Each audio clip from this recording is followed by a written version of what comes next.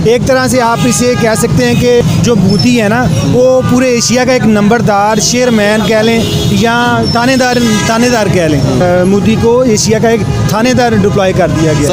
Israel in the middle east, India in south Asia, और दोनों जो है इजराइल इंडिया के इसका रूलिंग रिजीम्स जो है मोदी और नेतन्याहू, वो आइडियोलॉजिकल फर्स्ट कजन्स हैं।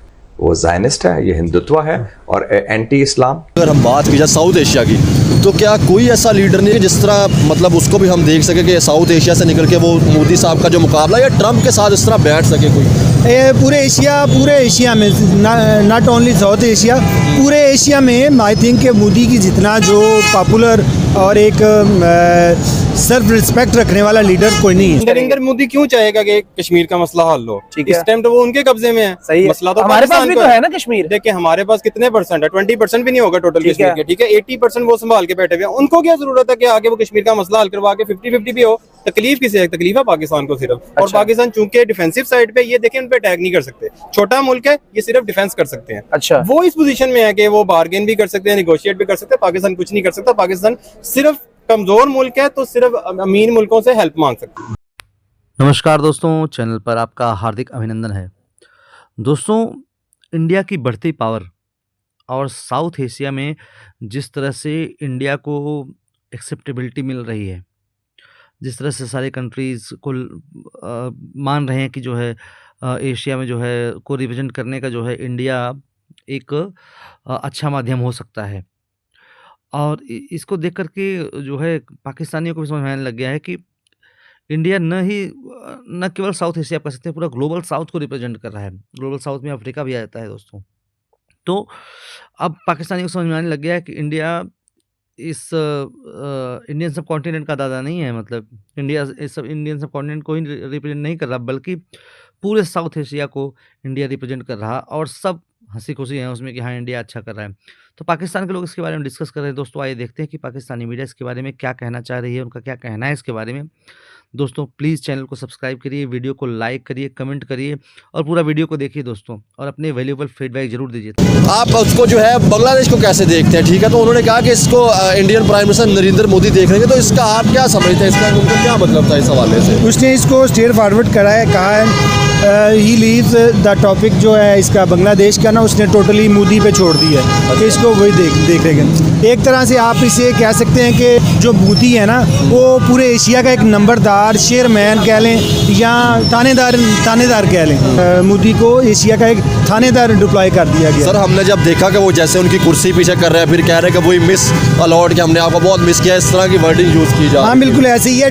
ट्रंप ने उसको जो एक आपने सुना होगा, ट्रंप ने उसको कॉल किया है कि ब्रो मैन, मोदी को ब्रो मैन कह रहे हैं, यानी कि एक बहुत क्लोज अपना ब्रो मैन कहा है उसको, कहा है कि ही इज़ माई फ्रेंड, ठीक है। और बड़ी पॉपुलरिटी के साथ, बड़े ज़ोर शोर के साथ, पूरी आवाम के साथ दोनों लीडर जो है सामने आए हुए हैं। सर क्या समझता हूँ बशर भाई, अगर हम बात की जाए साउथ एशिया की, तो क्या कोई ऐसा लीडर नहीं है जिस तरह मतलब उसको भी हम देख सके कि साउथ एशिया से निकल के वो मोदी साहब का जो मुकाबला या ट्रंप के साथ इस तरह बैठ सके कोई? पूरे एशिया में नॉट ओनली साउथ एशिया, पूरे एशिया में आई थिंक कि मोदी की जितना जो पॉपुलर और एक सेल्फ रिस्पेक्ट रखने वाला लीडर कोई नहीं है। तो इसमें क्या हमारे लिए शर्मिंदगी की बात नहीं है कि हमारे पॉलिटिशियन को ये चीज़ें क्यों नहीं नज़र आती कि इस तरह हमारे भी पॉलिटिशियन दुनिया में निकल के जो इस तरह अपना नाम बनाया जिसको देखा जाए? नहीं बिल्कुल नहीं हमजा भाई, इसमें शर्मिंदगी वाली बात नहीं है। देखिए नरेंद्र मोदी ने जो अपनी इंडिया में अपनी आवाम को रिप्रेजेंट करके पूरी दुनिया में साथ लेके चल रहे हैं ना, तो ये एक बहुत अच्छी अचीवमेंट है मोदी साहब के लिए भी। और डेफिनेटली मोदी जी जैसा लीडर आई थिंक सो कि एशिया में नहीं है। सर कश्मीर को आप किस तरह देख रहे हैं? जैसे तैयब उर्दगान की स्टेटमेंट आ रही है, तो आप ऐसा क्या देख रहे हैं? हम कहा जा रहा था कि पाकिस्तान जो है वो कश्मीर की तरफ कुछ ग्रुप्स ऐसे हैं जो बड़ा प्लान कर रहे हैं। हमने की न्यूज़ सुनी है, इंडिया की कुछ न्यूज़ सुनी कि बड़ा प्लान कर रहे हैं, तो आपको क्या लगता है ऐसा पाकिस्तानी ऐसा कुछ है? या मेरा ख्याल है जो हमारे पास आज़ाद कश्मीर है ना, हम उसी को मैनेज नहीं कर पा रहे हैं, तो हमने आज़ाद कश्मीर को क्या लेना है? ये एक लॉलीपॉप था तैयब उर्दगान की तरफ से जो हमारे पाकिस्तानियों के लिए दे दिया गया हमारे साथ डालो। और स्पेशली ये जो मदरसा सिंड्रोम है उनको एक स्पेशली जो ना मॉडर्न किस्म का लॉलीपॉप दे दिया गया है कि उर्दगान जो है हमारे साथ है। कश्मीर का इशू दोबारा उठ रहा है, अब मदरसा सिंड्रोम जो है ये दोबारा से एक स्टैंड लेंगे। Israel in the middle east, India in south Asia. और दोनों जो है इजराइल इंडिया के इसका रूलिंग रिजीम्स जो है मोदी और नेतन्याहू, वो आइडियोलॉजिकल फर्स्ट कजन्स हैं। वो ज़ायनिस्ट है, ये हिंदुत्व है और एंटी इस्लाम और एक्सट्रीमिस्ट हैं।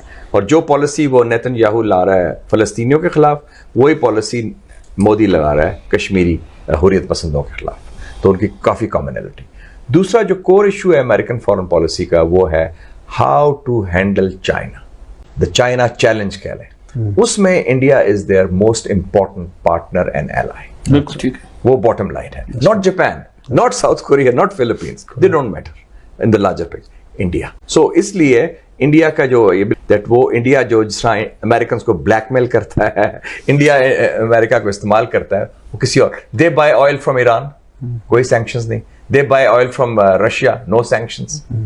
उनकी जो न्यूक्लियर प्रोग्राम पर भी कोई थ्रेट, कोई सैंक्शंस नहीं है।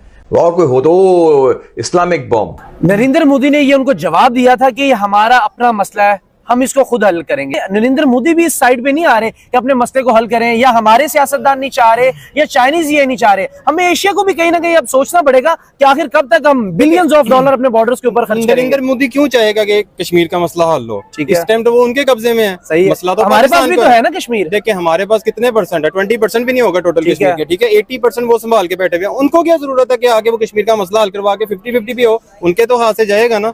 तकलीफ किसे है? तकलीफ है पाकिस्तान को सिर्फ। और पाकिस्तान चूंकि डिफेंसिव साइड पे, ये देखें उन पे अटैक नहीं कर सकते। छोटा मुल्क है, ये सिर्फ डिफेंस कर सकते हैं। अच्छा। वो इस पोजीशन में है कि वो बार्गेन भी कर सकते हैं, निगोशिएट भी कर सकते हैं। पाकिस्तान कुछ नहीं कर सकता। पाकिस्तान सिर्फ कमजोर मुल्क है, तो सिर्फ अमीर मुल्कों से हेल्प मांग सकता है। उनको इसकी जरूरत नहीं है, इसलिए वो नहीं सर, करते। मोस्ट हमारी जो इदारे हैं बहुत पावरफुल है। दुनिया की रिचेस्ट आर्मी हमारे पास है, हमारे पास असला बारूद हर चीज इसमें मौजूद कोई है। शक नहीं है कि हमारी आर्मी अगर सियासत से साइड पे करते हैं तो वो बहुत पावरफुल है। लेकिन अगर वो आज डिफेंस भी कर रहे हैं ना, तो ये भी बहुत बड़ी उनकी कामयाबी है। कहाँ इस वक्त अगर पाकिस्तान की बात की जाए तो कहाँ स्टैंड कर रहे हैं? हमारी जो तरक्की है या हमारे मामलात हैं, वो किस हद तक बेहतर है और किस हद तक नहीं बेहतर? एक साल आपका मुल्क चल नहीं सकता बगैर कर्जा लिए हुए, तो किस चीज की स्टेबिलिटी आप खुद ही बताएं। अब तो जो इस्लामिक मुल्क हैं वो भी कहीं ना कहीं बैकफुट पे होते नजर आ रहे हैं कश्मीर के मामले में हमें।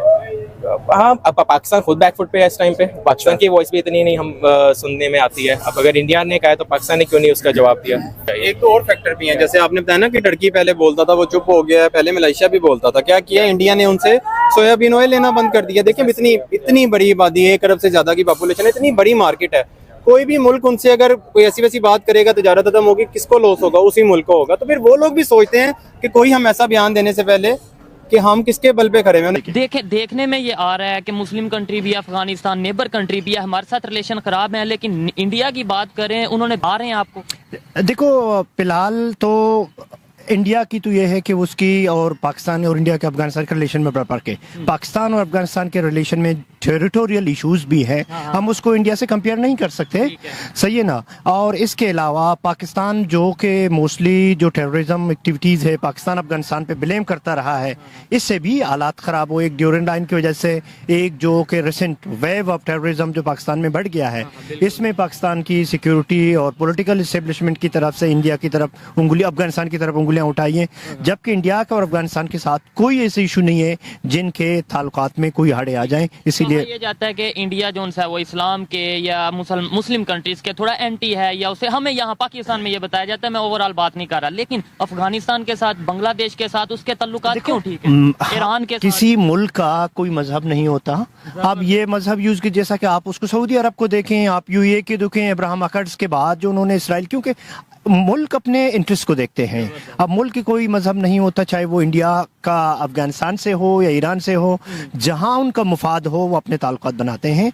अब लेकिन हाँ बहुत से कंट्रीज हैं, हम तो ये कहते हैं ना, इस्लामिक कंट्री, मुस्लिम ब्रदर, इस्लामिक रिपब्लिक। एक तो इस्लामिक और रिपब्लिक दोनों अलग चीजें, लेकिन फिर भी हम हर जगह पे इस्लाम को, या मतलब वो क्यों इस तरीके से ले आते हैं? देखो इसमें हमारे इस्लाम, एक तो ये कि हमारे लीडरशिप ने बहुत से सिविल मिलिट्री, अगर हम लीडरशिप देखें, अपने कुछ पर्पस के लिए भी इस्लाम बहुत यूज हुआ है।